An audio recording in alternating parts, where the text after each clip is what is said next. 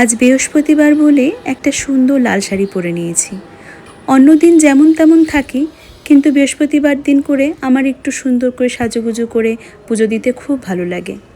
এরপর সোজা চলে গিয়েছিলাম ফুল তুলতে আমি ছাদে।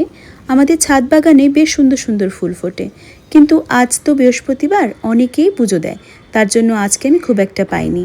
আর ছাদে যা রোদ, ওটা দেখে আমার সত্যি মাথা ঘুরে গিয়েছিল। কয়েকটা মাত্র ফুল নিয়ে আমি চলে এসেছি। তাছাড়া বৃহস্পতিবার করে আমি কয়েকটা ফুল নিয়ে আসি বাইরের থেকেই, যেরকম এই বেলপাতা, আমের পল্লব, এগুলো তো আর বাড়িতে কোথাও পাই না, তাই আমি বাইরের থেকেই নিয়ে আসি। এই বৃহস্পতিবারের পুজোটা আমার ভীষণ ভালো লাগে।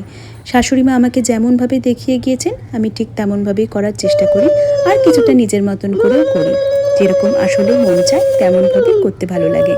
ছোটোবেলা থেকেই বাড়িতে দেখেছি এই বৃহস্পতিবারের পুজোটা আমার ঠাকুমা, দিদি বা পিসিরা খুব সুন্দরভাবে পুজো করতো। তো ওটা দেখে দেখেই কিছুটা শেখা। তারপরে আমার মাও শিখিয়েছে, বিয়ের পরে আমার শাশুড়ি খুব সুন্দর করে শিখিয়েছে। তো এই দেখে নিজের মতন করে করা। পুজোর এইসব কাজ করতে করতে আজকে তেমন কিছু রাঁধতে পারিনি, কিন্তু বরের পছন্দের এই ছানার কোপ্তাটা আমি করেছি, আর তার সাথে গাজর সেদ্ধ আর মাছ ভাজা। তো আজকের ভিডিওটা আমার এটুকুই। সো কেমন লাগলো তোমরা অবশ্যই জানিও। আজকের মতন টাটা।